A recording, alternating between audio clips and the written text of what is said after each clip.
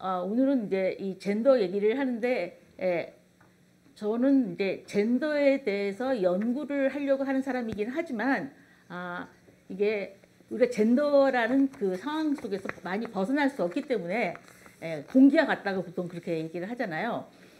그렇기 때문에 제가 이제 페미니스트가 아니라는 거는 뭐 보통 일반적으로 아니다 아니다 하는 그런 아니다가 아니라 전 진짜 아니에요.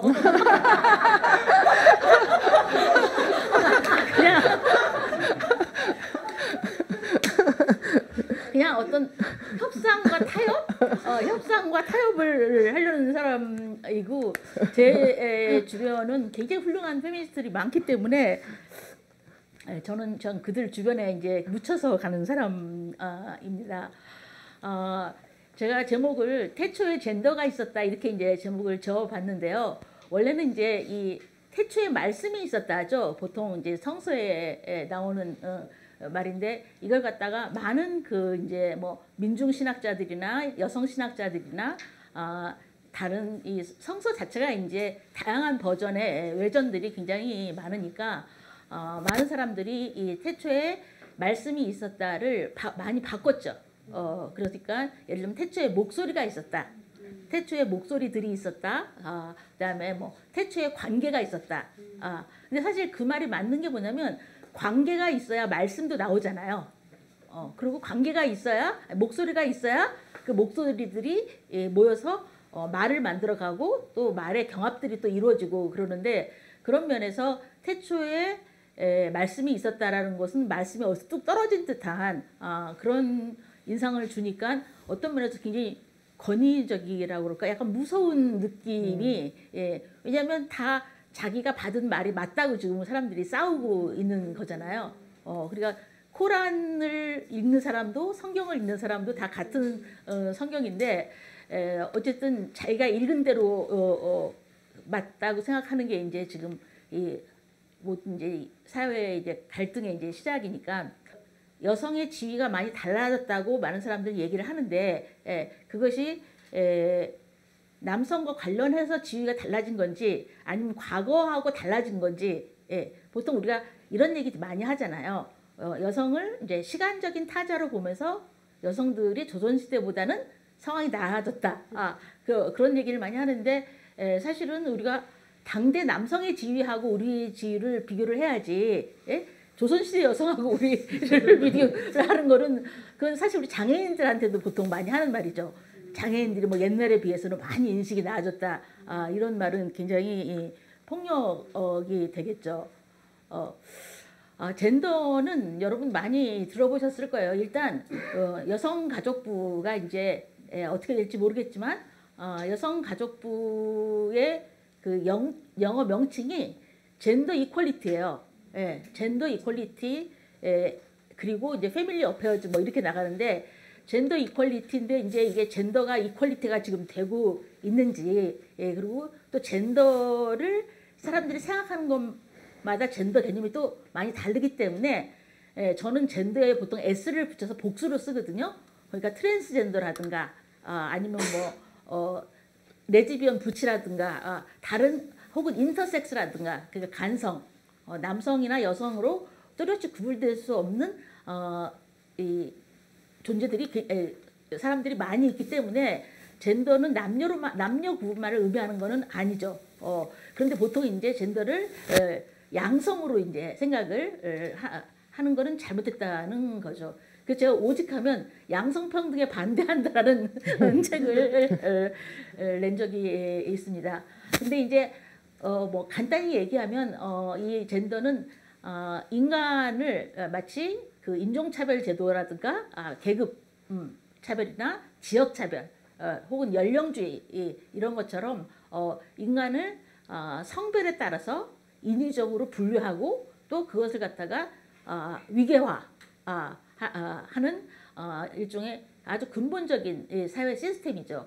사실 자본주의는 뭐 우리가 200~300년 한 뭐 그 정도 됐다고 얘기를 하지만, 이 젠더는 인류 역사 문명사와 함께 인간이 태어나면서 자기를 개인으로 인식하면서부터 상대방이 누구인가 알면서 어떤 그 타자성을 남자아이가 여자아이를 볼 때, 남자아이가 엄마를 볼 때, 또 여자아이가 엄마를 볼 때 이런 다름에서부터 이 젠더가 시작이 됐기 때문에 가장 오래된 문명 제도라고 할 수 있죠.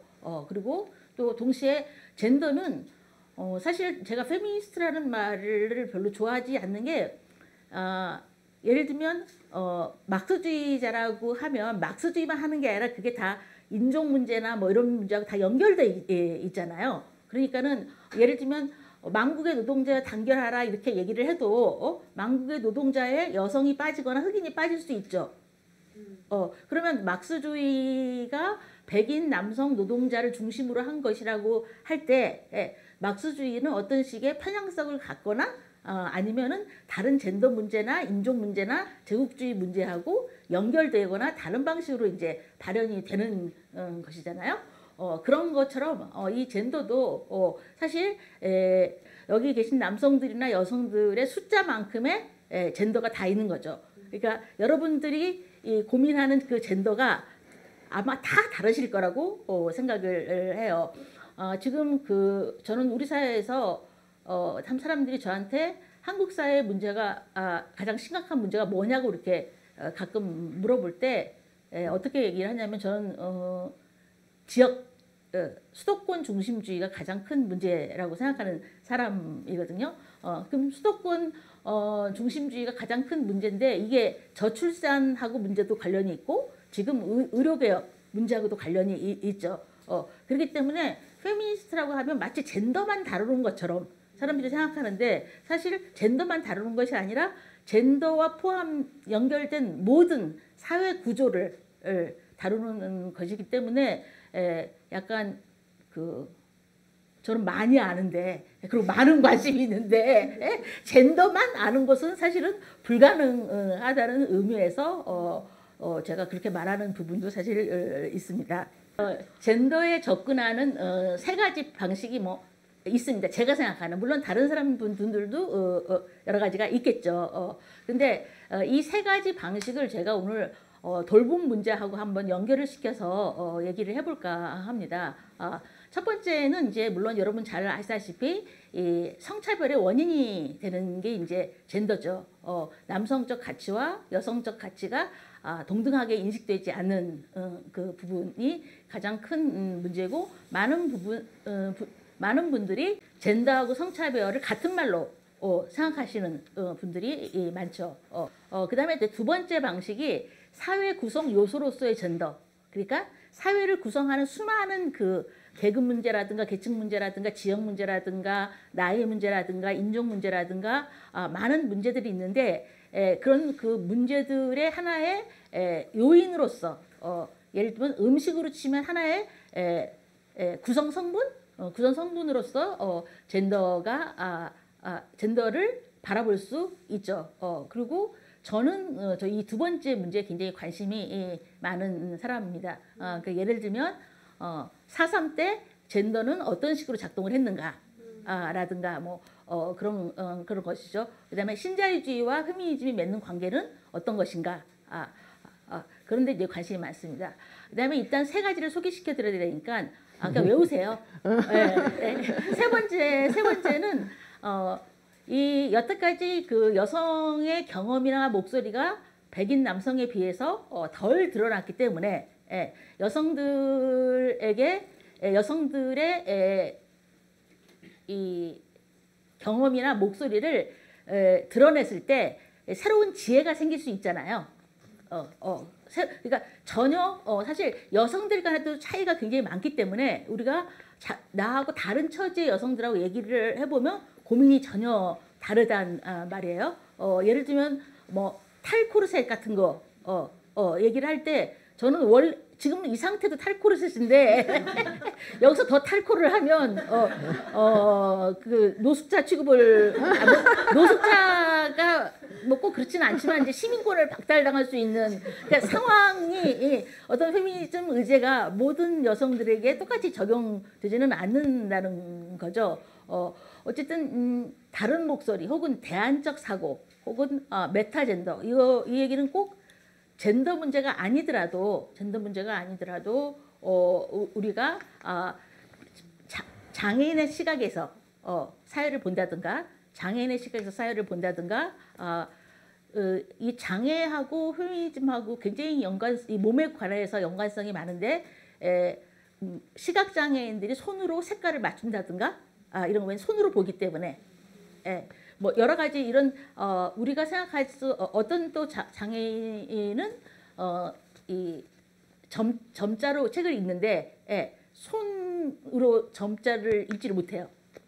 다른 방식으로 읽습니다. 그러니까 똑같은 읽기 방식이 우리는 보통 눈으로 본다고 하는데 눈으로 보는 게 아니라 손의 감촉으로 보는 분들도 있고 이제 올리버 섹스 같은 사람 책에 보면은 또 점자로 읽지 않는 시각장애인도 있고 그게 다양하죠.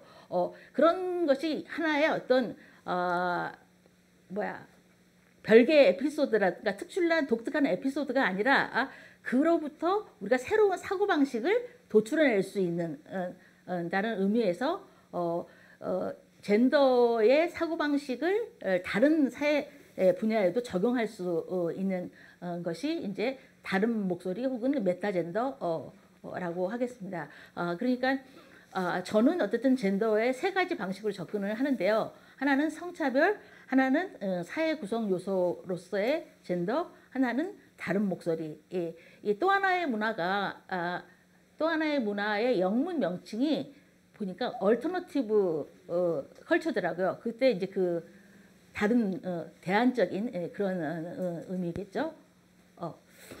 그럼 이제 첫 번째 그 성차별은 첫 번째 이제 성차별 세 가지 접근 중에서 첫 번째 이 성차별 문제는 아주 간단해. 어떤 면에서 굉장히 간단하죠. 가장 대표적인 게 이 여성의 이중 노동이죠. 여성이 공적 영역으로 진출해서 지금 다 진출해서 지금 집 밖에서 진출하셔서 나오셨잖아요. 공적 영역에서의 진출에 비해서 남성들은 사적 영역으로 들어와서 사적 영역의 노동을 여성이 공적 영역의 노동을 하는 것만큼 하지 않죠. 그렇기 때문에 여성의 그 노동시장으로의 진출이나 공적 영역의 진출이 여성 해방으로 이어지지 않고 이중노동, 또 제 친구들 중에서 이제 동유럽 사회를 연구하는 친구들은 정치활동도 해야 되기 때문에 삼중노동이라고 또 얘기를 하더라고요. 어쨌든 남성의 이 사적 영역으로의 진입이 자연스럽지 않고 거기서 노동이 이루어지지 않는 한은 성차별이 이중노동으로 연결된다는 거죠. 그리고 이제 뭐 가장 간단하게는 여성과 남성의 평균 임금 격차가 100대 62예요. 62, 60, 58 뭐 이렇게 왔다 갔다 하는데요. 1985년 베티 리어든이라는 그 평화학자의 통계를 보니까 1985년에 미국에서는 남성이 1달러를 받을 때 여성은 57달러를 받았으면 얼마나 좋겠어요. 남성이 1달러를 받았을 때 여성은 57센트를 받았대요. 그게 1985년 미국의 상황이에요. 그러니까 미국도 우리가 생각하는 것만큼 그렇게 이 여성 해방이 거기는 인종 문제와 또 계급 문제가 겹쳐서 어려운 상황인 거죠. 그 다음에 이제 성차별로서의 젠더는 이제 두 가지인데 지금 이 노동 문제와 하나는 이제 성폭력, 그 다음에 아내에 대한 폭력, 그 다음에 뭐 페미사이드, 뭐 강남역 사건 같은 여성에 대한 일상적인 이제 폭력 문화, 이 여성에 대한 폭력, 젠더 베이스드 바이올런스, 그래서 젠더로 인해서 이건 뭐 여성들이 언제나 피부로 느끼는 일상적인 긴장과 불안 상태죠. 젠더 중에서 성차별은 크게 저 두 가지, 임금 격차, 이중노동, 그 폭력 이렇게 되겠습니다. 그 다음에 이제 제가 두 번째로 사회 구성 요소로서의 젠더, 이거는 이 사회가 돌아가는데 예를 들면 우리가 한국 전쟁 때 전쟁이나 전쟁시나 그때 남성이 겪는 폭력하고 여성이 당하는 피해가 다르다든가 그러니까 젠더화된 현상으로 나타나는 젠더가 영향을 안 미치는 분은 아마 없으실 거예요. 지금 나를 설명하는데 젠더의 영향을 나는 전혀 받지 않았다. 이런 분은 아마 한 분도 없으실 겁니다. 그런 의미에서 사회 구성 요소로서의 젠더인데요. 제가 주로 예를 들 때는 그 커피 자판기 예를 많이 듭니다. 커피 자판기에는 이제 이 커피 자판기가 만일에 사회라면 그 자판기에서 가장 중요한 자판기에서 우리가 커피를 뽑아 먹기 위해서 가장 중요한 요소가 무엇일까? 많은 분들이 그 얘기를 이제 해주시죠. 컵이 제일 중요하시다는 분. 그다음에 또 500원짜리 동전이 제일 중요하시다는 분. 그다음에 커피 프림 설탕이 중요하시다는 분. 그다음에 찬물이 나오면 굉장히 기분이 뜨거운 물이 중요하시다는 분. 그다음에 제가 아주 신선했던 거는 같이 마실 사람이 필요하시다고 하신 분. 여러분들이 있었어요. 근데 저는 맨 처음에는 제가 생각할 땐 컵이라고 생각했거든요. 물이 이제 다 쏟아지니까. 그런데 이제 어떤 분이 근본적으로 전기라고 그러니까 자판기가 작동하기 위해서 가장 중요한 게 전기라면 사회가 작동하기 위해서 가장 중요하게 여겨지는 게 저는 젠더라고 생각하는 거죠. 예를 들면 지금 우리가 생각하는 저출산 젠더 문제죠. 인구학 그러니까 인구학이라든가 인류학에서 친족 개념 이럴 때는 우리가 자연스럽게 젠더 개념을 받아들이면서 페미니즘에서 젠더 개념을 얘기하면 이건 굉장히 주변적 이슈가 되는 것 있잖아요. 근데 사실은 페미니즘이 말하는 이 젠더는 여성들끼리의 이 젠더 저희가 아니라 사회를 볼 때 젠더를 제외하고는 사회를 이해할 수 없다. 그래서 그 인류학과 친연성이 참 어떤 부분에서 있죠. 그리고 인류학에서 이 친족 문제를 킨십 문제를 얘기할 때는 사람들이 굉장히 자연스럽게 받아들이는데 여성학에서 이 젠더는 별로 안 그런 문제가 왜 그런지 이 여성학이 제도 학문에 들어가지 않고 이게 관점으로서 논의가 되기 때문에 그런가. 그러니까 예를 들면 이런 거죠. 제가 알기로는 전 세계에 막스주의 학과는 없어요. 막스주의 관점을 가진 분들이 이제 그 학제에 다 들어가서 있는 건데 우리 저기 여성 학과는 있죠. 그거는 이제 어쩔 수 없는 거긴 하지만 조금 장기적으로는 문제라고 생각합니다. 그다음에 이제 세 번째 아까 말씀드린 다른 목소리. 태초에 목소리가 있었다. 태초에 관계가 있었다.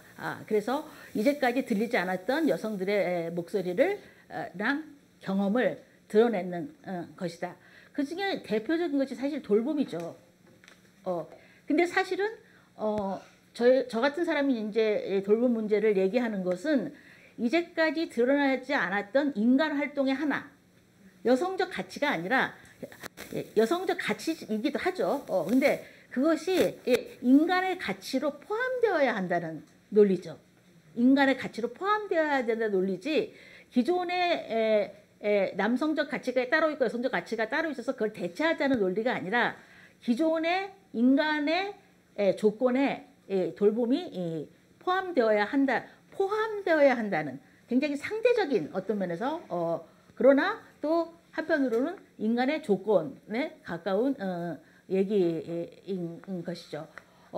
백인, 비장애인, 기존의 통념과 언어를 독점해왔던 사람들의 기존의 언어하고 그들의 생활 환경 경험은 일치하는데 여성들의 경험과 사회적 약자들의 경험과 기존의 언어는 불일치하죠. 제가 우리가 얘기하는 거지만 가정이 평화로운 공간이냐, 집에 가서 쉬어야 되겠다. 근데 우리는 집에 가서 우리라고 해서 죄송합니다. 집에 가면 일을 해야 되기 때문에 집에 늦게 들어가거나 아니면 집에 가서 잠만 자고 나오거나. 그러니까 집이 과연 휴식의 공간이냐 아니면 폭력이나 노동의 공간이냐. 사람마다 다 제가 제일 무서워하는 광고 문구가 그거거든요. 직원을 가족처럼, 고객을 가족처럼. 그러면 제가 오랫동안 이 가정폭력 문제를 다뤄왔기 때문에 그 가족처럼 한 굉장한 공포감이 밀려옵니다. 그러니까 이게 의미가 다 다른 거죠. 이거에 관련해서는 거의 모든 언어가 이 반대이기 때문에 제가 여성학 개론을 처음 가르칠 때 저는 남녀 문제를 얘기하는 게 아니라 보편성, 뭐 객관성 이것이 어떻게 구성되는가를 주로 얘기를 하거든요. 그래서 처음에 제가 한반도 지도를 그리면서 이 밑에 남해가 우리 육지 사람의 입장에서 남해지만 제주도 사람 입장에서 북해잖아요. 예. 근데 이게 실제 있었던 일이에요. 그래가지고 초등학교 4학년 학생이 수업 시간에 선생님한테 문제를 제기를 한 거예요. 선생님 제주도 사람 입장에서는 저기가 북해 아니에요? 그러면 그때 선생님이 어떻게 얘기를 하셔야겠어요? 그러니까 그때는 그 똑똑한 선생님이라면 그래 네 입장도 맞다. 우리 입장에서는 북해고 육지 사람 입장에서는 남해인데 육지 사람의 권력이 더 크니까 그들의 원래 제주도의 제자가 건널제자잖아요. 건널제. 육지의 입장에서 이제 건너간다는 그런 의미인데 그렇게 얘기를 해주면서 사실 객관성이라는 건 없는 게 아니라 구성되는 것이다. 그러니까 땅 이름도 예를 들면 지리상의 발견 이거 우리가 발견한 거 아니잖아요. 지리상의 발견 우리는 발견됐잖아. 발견된 사람들에 의해서 또 식민지 억압을 당했잖아요. 뭐 어쨌든 그런 식으로 세계사 역사 자체를 완전히 바꿔야 되는 전복적인 사고가 되는 거죠. 그러니까 이 돌봄의 문제도 누가 누구한테 의지하고 있는가, 누가 누구를 돌보는가. 인간은 누구나 타인의 노동에 의존해 있고, 근데 저는 모든 사람이 돌보는 일을 한다고 생각하는데, 굳이 우리는 어떻게 생각하냐면 돌봄은 가족 내에서만 일어난다고 생각하죠. 근데 사실 공적인 영역에서도 모든 일이 돌봄 영역에서 돌봄이라고 할 수 있고 그걸 갖다가 우리가 언어를 만들고 담론을 만드는 것이 중요한 것이지. 우리가 보통 이제 가장 많이 하는 얘기는 그거죠. 누가 누구에게 의지하고 있는가. 많은 기업체를 운영하시는 분들이 자기가 지금 몇백 명을 먹여 살리고 있는지 아냐 뭐 이런 얘기 하시는 분들 가끔 있으시잖아요. 근데 거꾸로 생각하면 많은 그 노동자들이 그 경영진을 먹여 살리고 있는 거죠. 예, 막 목소리가 여기 커졌어요. 네, 그러니까 이 돌봄에 대한 아까 제가 남해와 북해 문제 얘기했듯이 돌봄에 대해서도 완전히 좀 발상의 전환이 필요하다. 그리고 이 돌봄 영역을 공적 영역의 규범과 의제로 갖고 와서 해야지 이걸 갖다 복지라든가 아니면 시혜적인 문제라고 생각해서는 절대로 이 문제가 해결되지 않을 것이라고 저는 생각을 합니다. 그러기 위해서는 일단 성차별부터 개선이 돼야죠. 많은 이 돌봄 노동자들이 많은 경우에 여성인데 이 요양보호사 같은 돌봄 노동자들이 월 평균 임금이 172만 원이에요. 지금 현재. 너무 낮죠. 그리고 근속 연수가 인정이 안 되죠. 왜냐하면 전문성을 인정하지 않기 때문에 이런 노동은. 근데 대체적으로 이 돌봄 노동과 유사한 노동,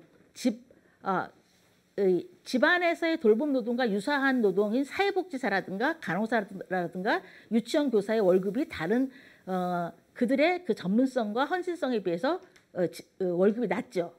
예, 그것도 다 이 돌봄, 이 어머니 노동하고 비슷한 노동은 거의 임금이 낮습니다. 이제 사실 그 문제부터 사실은 해결을 해야 된다고 생각합니다. 그러니까 이 돌봄 노동자에 대한 이 처우 개선, 이 노동 문제로서의 이 돌봄 노동자들의 지위가 높아져야 된다는 것이고, 이것은 환경미화원이든 의사든 사법 서비스를 제공하는 사람이든 모두 다 타인을 돌보는데, 예를 들면 의사들은 다급한 타인을 돌본다는 거 그 차이겠죠. 저는 그렇게 생각합니다. 의사나 사법 서비스 있는 사람들은 뭔가 좀 더 다급한 처지의 사람들을 돌보는 것이죠. 이 돌봄, 그래서 이 제가 첫 번째 이게 성차별과 돌봄이 그 임금 문제나 우리 사회에 돌봄 노동에 종사하는 사람들에 대한 인식, 보통 뭐 집에서 논다, 집에 가서 애나 봐라, 집에 가서 애나 봐라라고 얘기를 하면서 어떻게 저출산이 해결이 되겠습니까? 돌봄의 가치를 공적 영역의 규범 중에 하나로 삼을 것을 요구하는 것이죠. 돌봄이 최고다. 이것이 아니라 예를 들면 지금 공적 영역에서의 원리, 공적 영역에서 돌아가는 원리는 경쟁이나 승부나 힘의 원리나 그런 거잖아요. 근데 사실 이것이 다 불평등에 기초하고 있다는 거죠. 그러니까 경쟁의 전제는요, 불평등이에요. 경쟁에서 지면 너는 불평등을 감수해야 된다는 얘기죠. 그러니까 공적 영역에서 사람들이 불평등한 그 지위에 있지 않기 위해서, 낮은 지위에 있지 않기 위해서 경쟁과 승부에 온 목숨을 다 거는 거잖아요. 그런데 이것만이 인간의 조건은 아니라는 거죠. 그렇다고 이걸 전부 부정하는 것도 아니죠. 그렇지만 이것만이 인간의 조건이 아니라 서로 의존하고 보살피고 돕고 이런 것도 인간의 중요한 조건이고, 또 사회의 규범이 중요한 공적 영역의 규범이 되어야 한다는 것이죠. 이 돌봄 노동을 하는 이들이 대부분 여성인데, 이들을 존중하고, 그러니까 다시 말하면 이제 성차별을 개선을 하고, 이 사회가 돌봄 없이는 존재 불가능하다는 것을 온 구성원이 깨닫고, 모두가 이 규범을 사회적인 원리로 학교에서 가르치고 모든 공동체에서 이것을 공유하는 그런 인식의 전환이 있어야 한다고 생각합니다. 그것이 제가 젠더에 대한 접근, 아까 성차별, 그다음에 사회 구성 요소, 그다음에 마지막으로 다른 목소리, 이 세 가지가 지속 가능한 지구살이를 하는데 젠더를 고려한다면 이 정도가 되지 않을까, 그렇게 생각을 합니다. 그러니까 돌봄이 아니고 뭐 이기고 경쟁하고 더 생산력 높이고 도구적으로 돌진하는 그런 체제잖아요. 근데 그 체제가 너무 이제 모든 걸 장악해 버린 게 이제 신자유주의 내지는 지금 상태. 그러니까 인간이 다 도구가 돼 버린. 그래서 우리가 다 죽게 되는 상태다. 그러니까 이 영역을 도대체 어떻게 살릴 수 있을 거냐라는 그 영역에서 이제 사실 우리가 지금 이 논의를 하고 있는 거고, 그래서 뭐 정 선생님 표현으로는 인간의 조건의 핵심이 돌봄인데, 그러니까 이 부분을 어떻게 되살려낼 거냐, 그런 논의인 것 같아요. 그래서 뭐 제가 이제 질문하고 싶은 것들이 사실은 굉장히 많은데, 여성들도 군대 안 간다고 얘기한 적도 한 번도 없고, 그리고 실제로 여성이 원하는 사회가 어떤 건지를 물어본 적도 없고, 근데 지금 정도면 그거 물어보고, 아마도 여성들은, 여성 플러스 많은 돌봄에 대한 감각을 가진 남성들은 사회복무제를 하자. 나는 글로 가고 싶다. 이렇게 하고, 이제 여성 중에 소수는 나 군대 가서 막 다 때려잡고 싶다던가 뭐 난 너무 잘할 거야, 이런 여성이 분명 좀 있겠죠. 그러면 글로 가면 되는. 근데 그런 논의가 이제 사실은 떠야 되는 거라고 생각해요. 그래서 저는 오히려 이제 사회복무제에 대한 얘기가 왜 안 나오냐, 이 얘기를 저는 좀 묻고 싶은 거예요. 선생님이 더 잘 아시지 않나?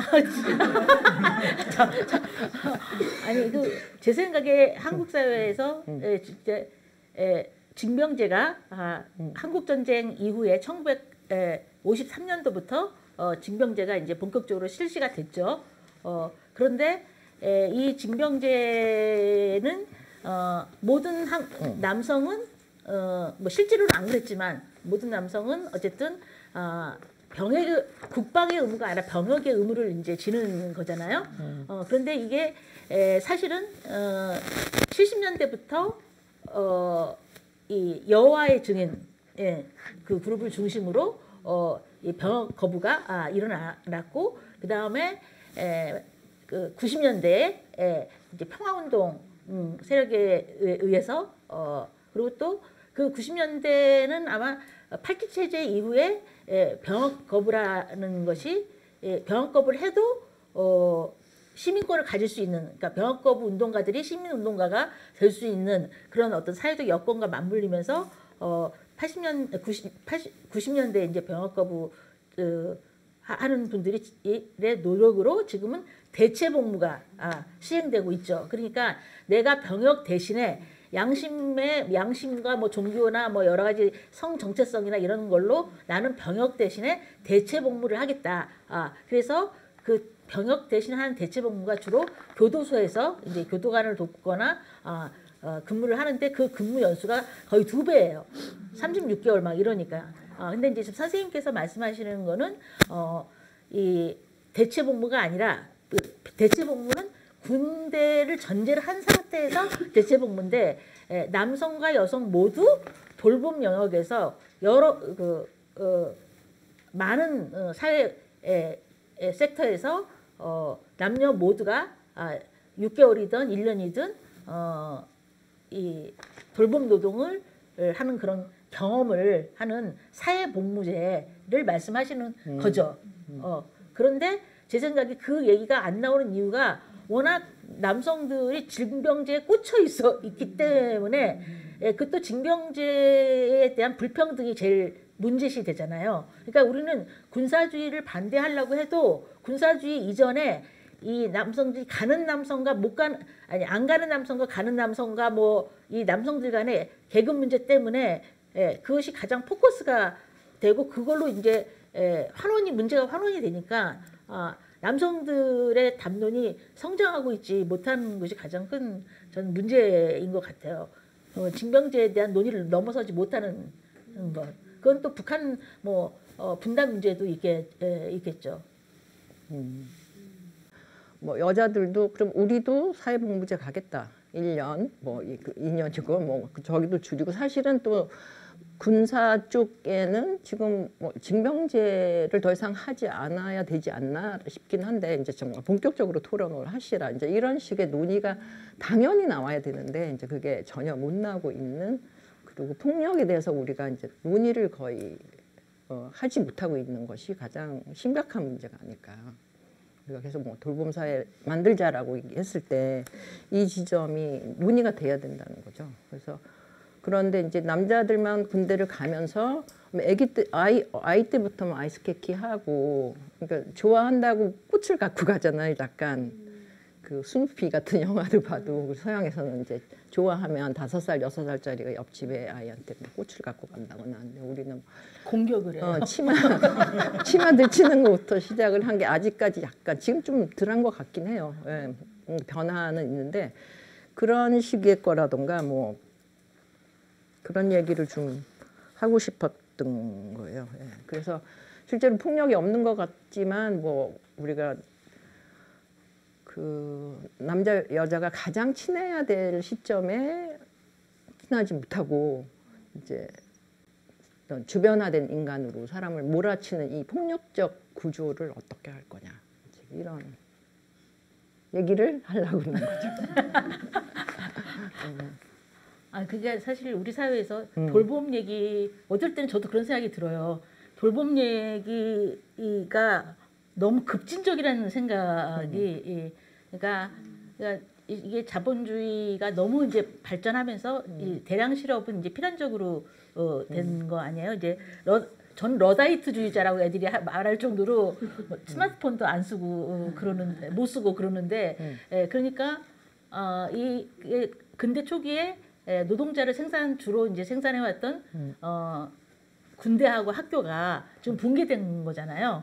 그러니까 이제 군대하고 학교를 더 이상 에서 나온 사람들을 더 이상 자본이 원하지 않게 되면서 이 학교에서는 학교 폭력은 우리한테 익숙하지만 군대에서도 매일 내무반에서 폭력이 일어나는데 잘 우리한테 덜 알려져 있는 거죠. 요새는 안 그런다는데 스마트폰이 있어서. 그래서 빨리 알려지기. 군대하고 학교의 존재 이유가 사실상 얻으면서 없어졌는데 사실은 장교와 교사를 위해서 있는 그런 얘기들을 이제 많이 하잖아요. 그러니까 근데 그렇게 얘기하기도 또 장교와 교사들도 막 너무 지금 월급도 없고 막 자살하고 막 그러니까 이게 어떻게 지금 정말 이렇게 거의 뭐 진퇴양난의 상황으로 간 거잖아요. 그러니까 지금이야말로 제대로 근본적 논의를 할 때가 된 거거든요. 네, 선생님. 요즘에 2030 여성들은 비혼 비출산을 많이 얘기하고 있거든요. 근데 그것이 저는 이제 결혼을 했고 자녀는 없지만 그렇게 주장하는 이유를 너무 알겠고 그러니까 그분들한테는 되게 생존의 문제가 절박하다는 느낌이 들어요.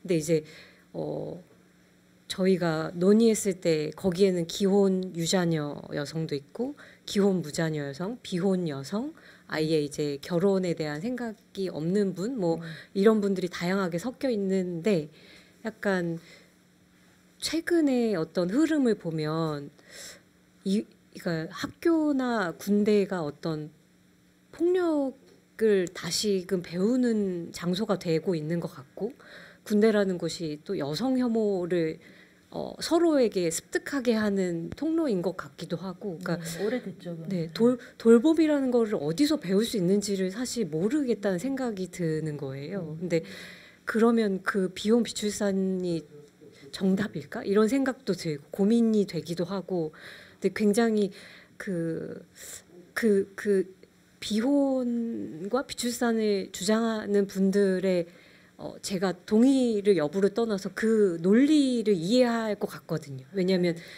신자유주의와 맞닥뜨려서 자기의 생존이 제일 우선순위 되는 것 같아요. 근데 이런 상황에서 어떻게 돌봄이라는 가치가 우리에게 중요하다는 거를 어떻게 배울 수 있을까? 그러니까 이게 저는 그 말에 너무나 공감하면서도 약간 어떤 루트를 통해서 어떻게 이거를 우리가 알 수 있지?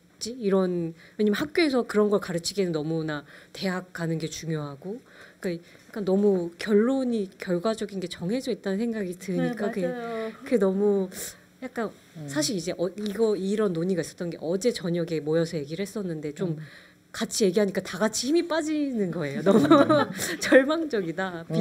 약간 여기에서 우리가 어떻게 뭐 할 수 있는 게 있을까? 그냥 각자 도생의 사회에서 각자 투쟁하는 것밖에 답이 없을까? 근데 그런 고민이 들더라고요. 오히려 이제 이 신자유주의 체제가 너무 권리 위주로만 사유하게 우리를 만들었기 때문에 어떻게 그 권리 위주의 사유가 아닌 지금 이제 우리가 계속 얘기한 게 그 같이 살아내는 것.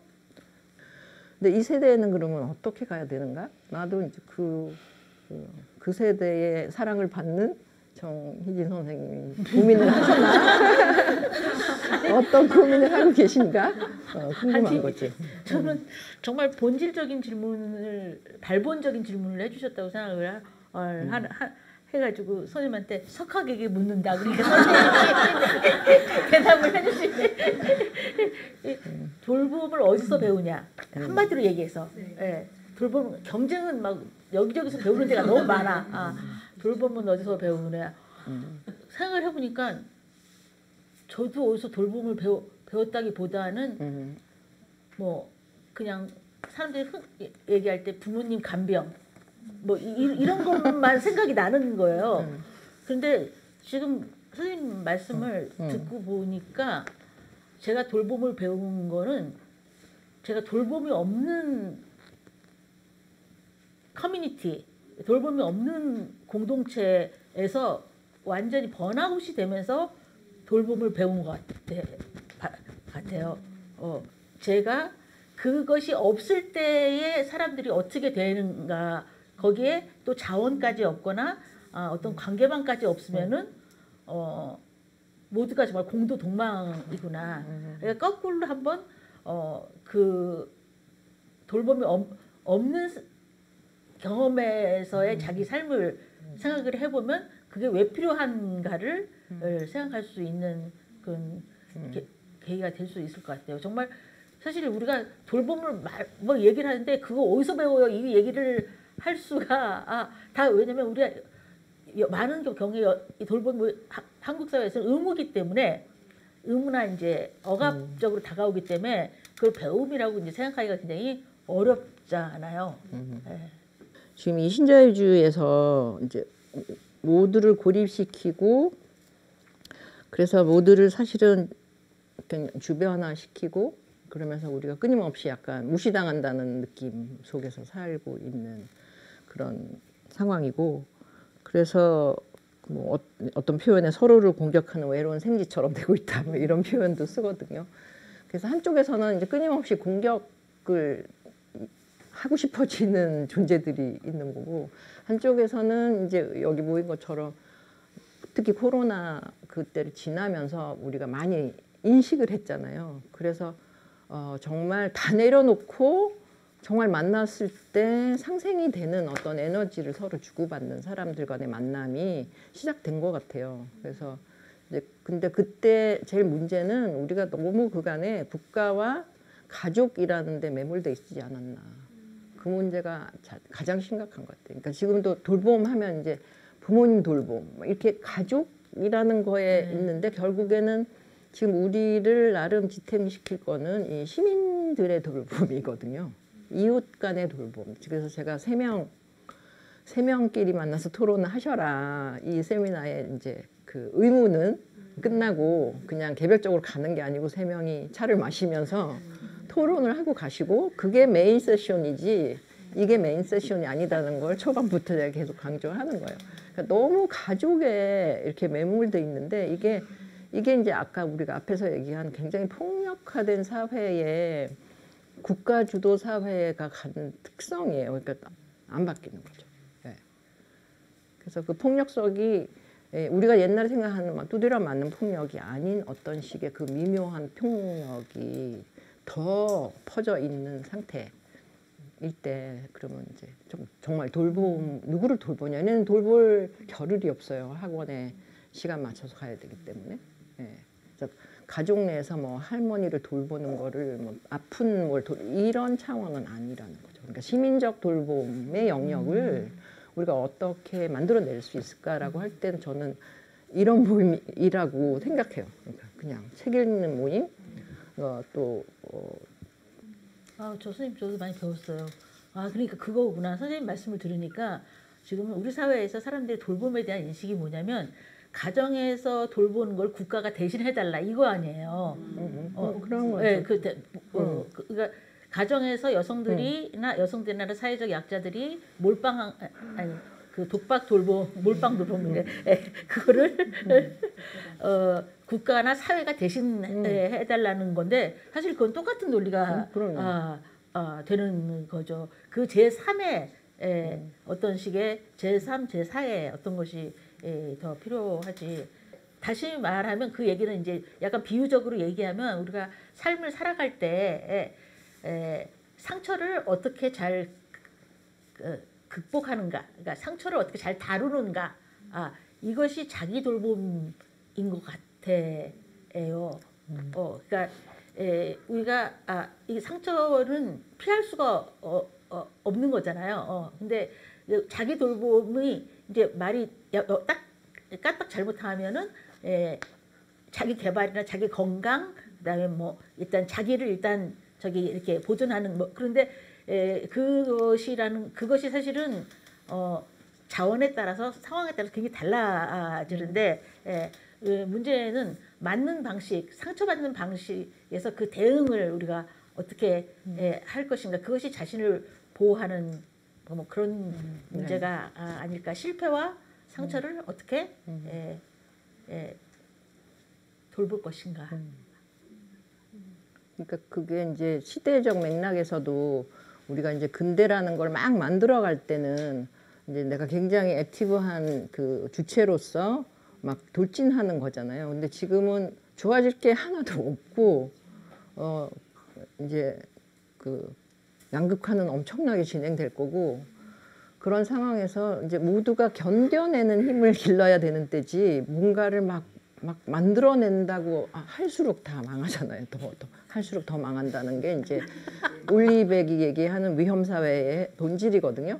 그래서 이 위험사회 후기 근대 내지는 그 근대의 종말에 가면 그냥 뭔가 할수록 더 나빠지는. 그래서 내가 그 액티브하기보다는 프로액티브하기보다는 사실은 내가 어떻게 김용중 교수 같은 거는 파상력, 깨져가는 것을 바라보는 마음의 힘이랄까, 아니면 나의 그 우정 어린 파트너들을 만들 거냐, 이제 이런 논의를 이제 하게 되는 거잖아요. 그러니까 그 부모 세대는 그냥 막 돌진을 한 세대인 거고, 그건 시대가 그랬다고 하는데 지금 시대는 그러면 어떤 시대냐라고 얘기를 하면서 결국 그러니까 정말 인간 존재 자체가 뭐 그 시대에는 뭐 그 에밀 두르케임 같은 사람이 인간 존재는 굉장히 액티브한 존재다고 얘기했지만 최근엔 다시 뭐 가브리엘 타르트나 이런 사람들이 얘기하는